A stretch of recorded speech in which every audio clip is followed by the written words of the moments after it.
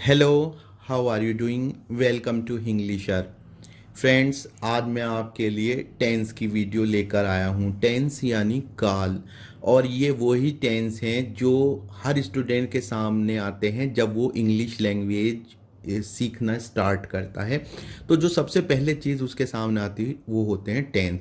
और जाने क्यों ये टेंस कुछ इस तरह से हमें बताए जाते हैं कि हमारे मन में इनको लेकर एक डर बैठ जाता है कि टेंस तो हो ही नहीं पाएंगे, और जब टेंस ही इतने मुश्किल हैं तो फिर इंग्लिश में नहीं सीख पाऊंगा।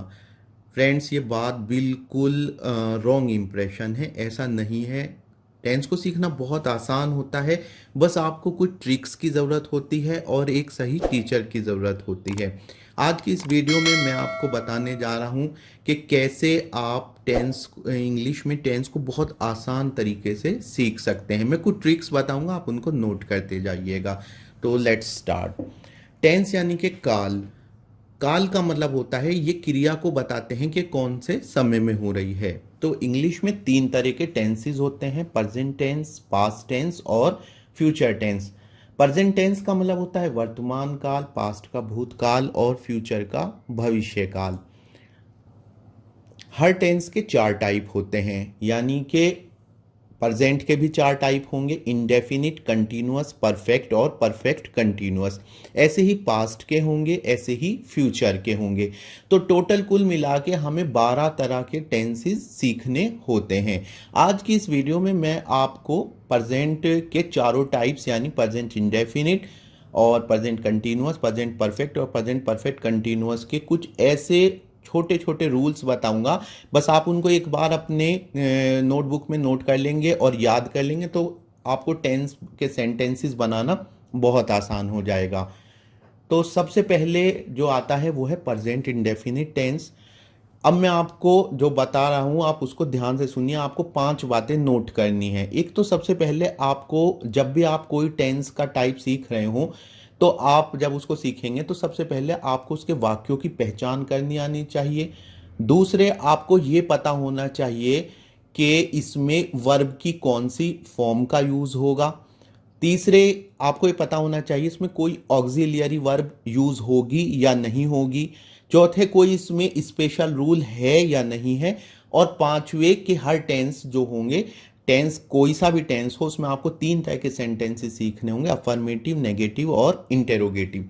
तो प्रेजेंट इंडेफिनिट की जो पहचान है वो है वाक्यों के अंत में ता है, ती है, ते हो, ते हैं आता है।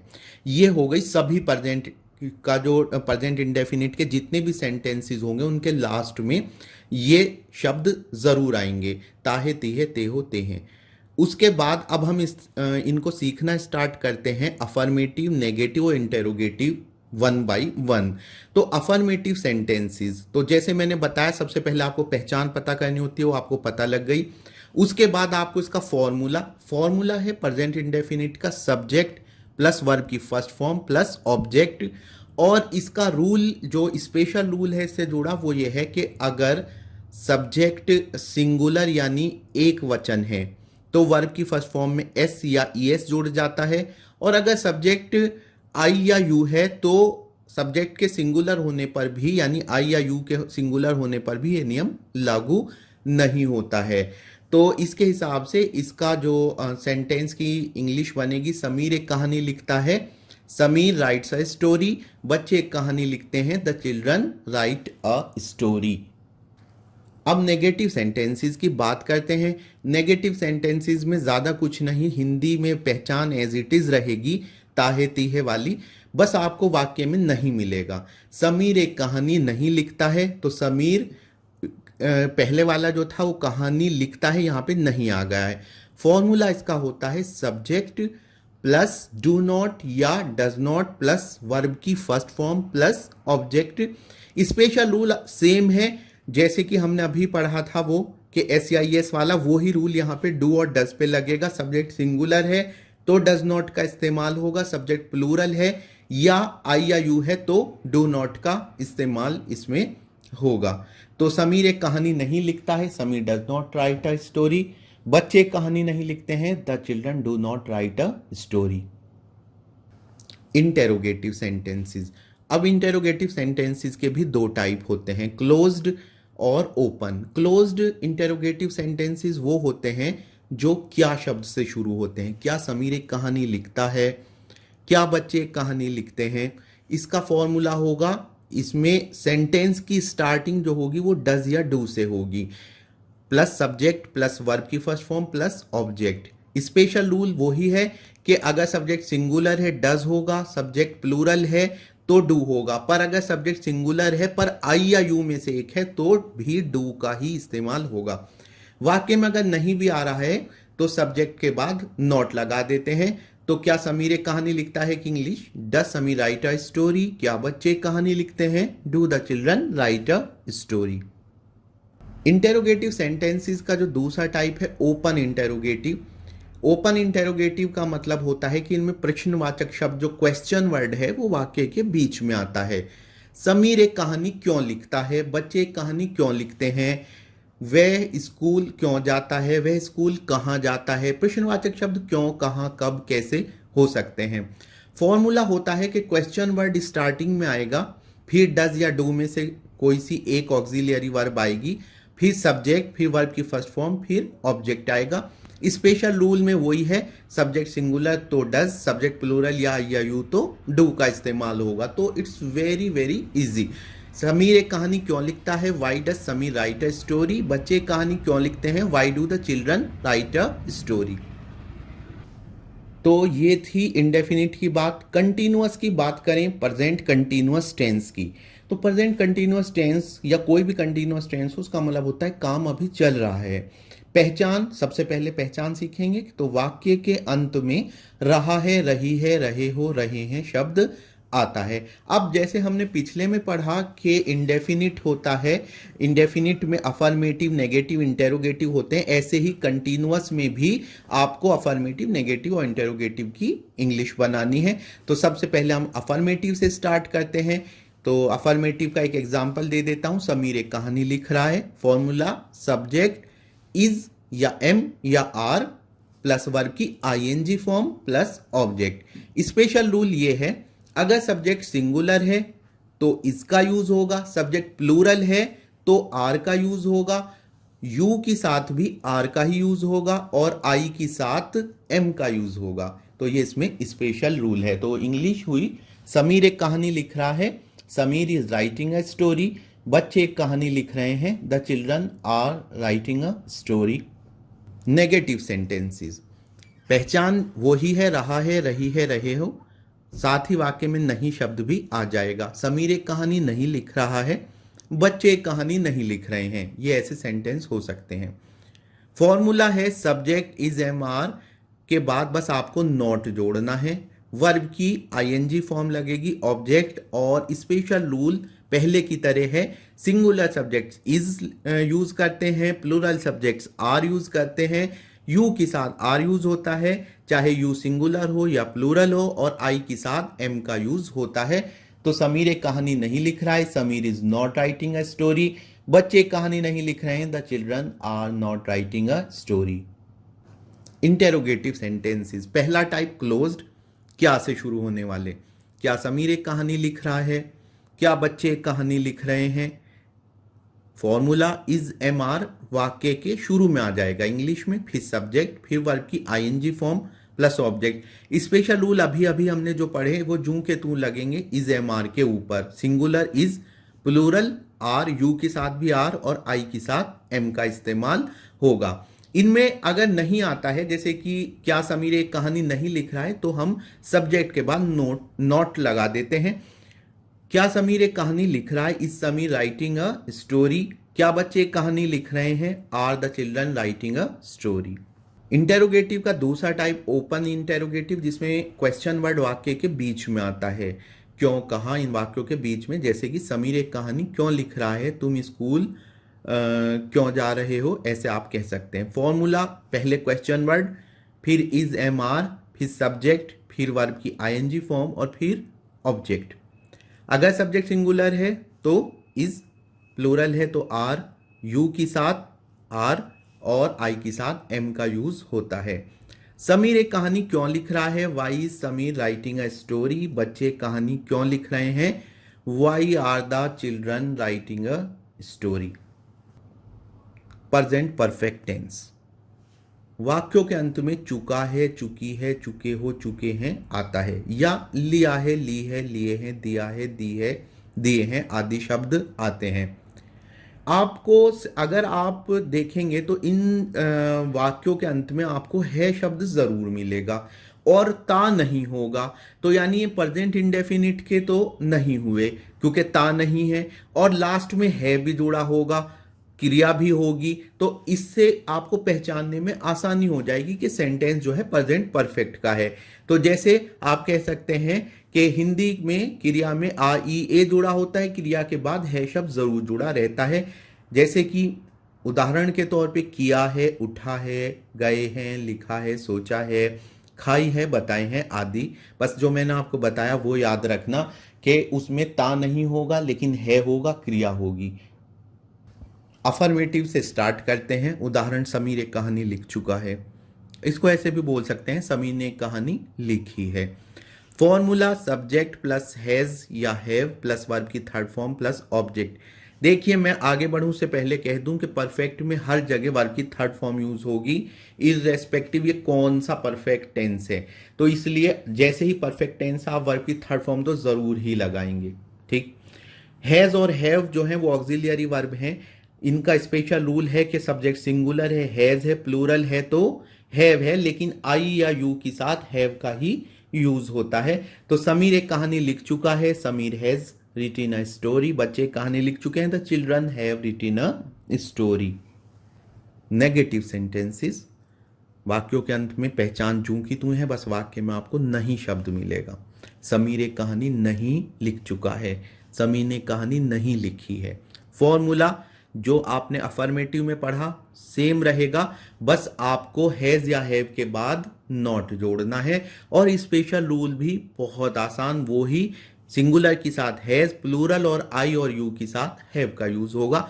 आइए इंग्लिश बनाते हैं। समीर एक कहानी नहीं लिख चुका है, तो फॉर्मूले के according subject Sameer has not written a story.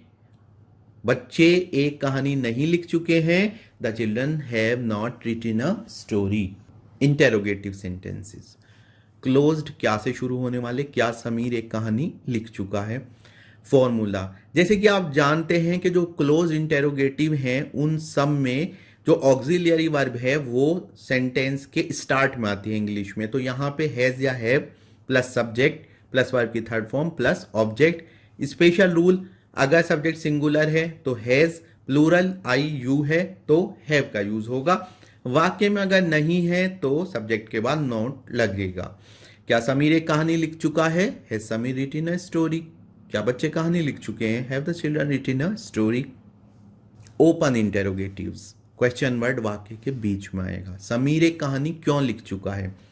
फॉर्मूले में मेरे बताने से पहले ही आप समझ गए होंगे कि जो ओपन इंटेरोगेटिव है इंग्लिश बनाते टाइम उनमें क्वेश्चन वर्ड आता है और फिर उसके बाद कोई ऑक्सिलियरी वर्ब आती है, चाहे वो कोई भी टेंस हो, कोई भी टेंस हो।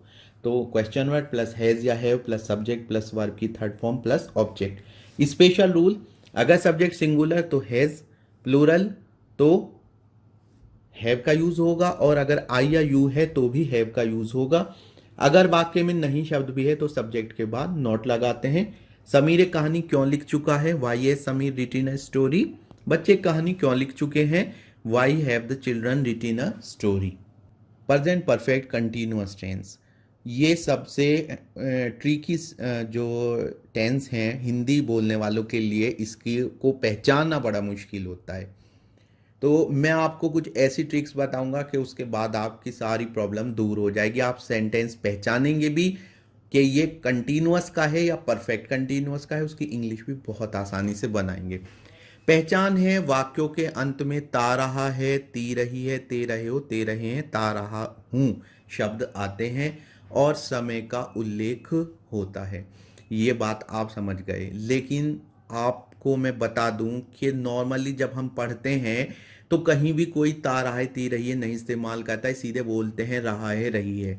तो वहां पे आपको कन्फ्यूजन हो जाता है, लेकिन कोई कन्फ्यूजन की जरूरत नहीं, मैं अभी आपका कन्फ्यूजन दूर किए देता हूं। काम शुरू हुए इसमें कुछ टाइम हो गया होता है और अभी भी चल रहा होता है। तो एक सेंटेंस आप देखिए, समीर 2 हफ्ते से कहानी लिखता रहा है। आपने ऐसे वर्ड शायद अपनी डेली लैंग्वेज में ना भी सुने हो, आप इसको ऐसे ही सुनेंगे, समीर 2 हफ्ते से कहानी लिख रहा है। लेकिन अगर आप ऐसे कह देंगे तो इसका मतलब ये कंटिन्यूअस का सेंटेंस नहीं हो जाएगा, रहेगा परफेक्ट कंटिन्यूअस का ही। इसको पहचानने का तरीका ये होता है कि इसमें टाइम दिया होता है और आपको कहा जाता है कि इतने टाइम से कोई काम हो रहा है, यानी ऑलरेडी कुछ काम हो चुका और अभी भी चल रहा है। तो अब आप, मुझे उम्मीद है कि आप इसको बहुत आसानी से समझ लेंगे। अफर्मेटिव सेंटेंसेस में फॉर्मूला सब्जेक्ट प्लस हैज या have plus been plus verb की ING form plus object plus since या फोर और उसके बाद टाइम की इंग्लिश हम बनाते हैं। सिंस और फोर का जो डिफरेंस है, कौन सा इस्तेमाल करना है, मैं लास्ट में बताऊंगा। स्पेशल रूल ये है कि सब्जेक्ट सिंगुलर है तो हैज का यूज होता है, प्लूरल है तो हैव का यूज होता है, और आई और यू के साथ भी हैव का ही यूज होता है।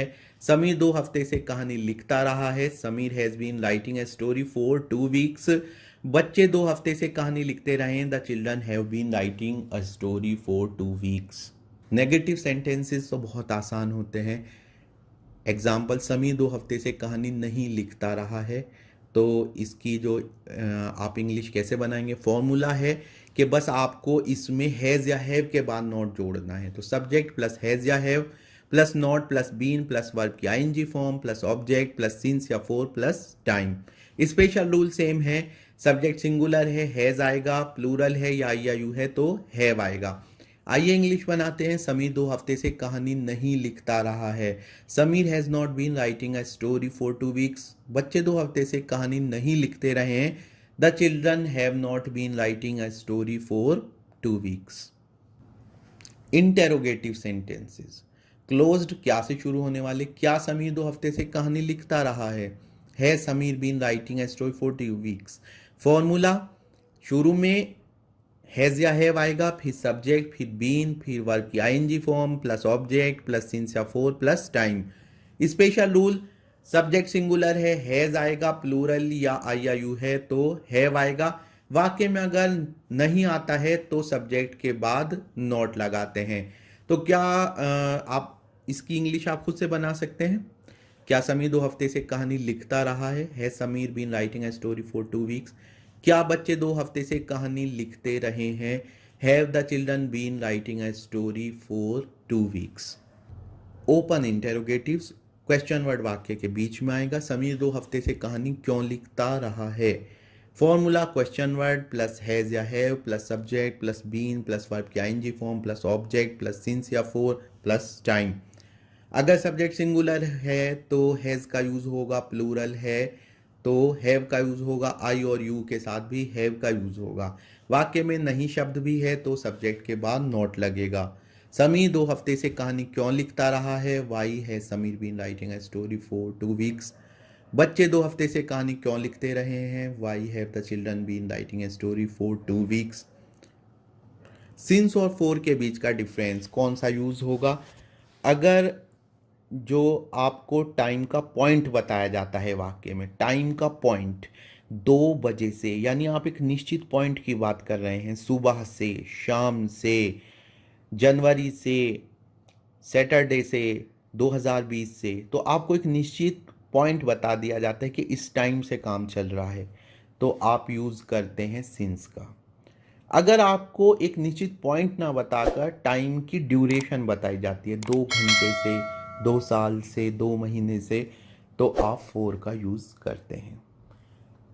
नेक्स्ट वीडियो में हम पास्ट के चारों टाइप समझने वाले हैं, तो हमारा चैनल आप ज़रूर सब्सक्राइब कर लीजिए ताकि आपको नोटिफिकेशंस मिलते रहें। वीडियो अच्छी लगती हैं तो लाइक और शेयर कीजिए। नेक्स्ट वीडियो में मिलते हैं।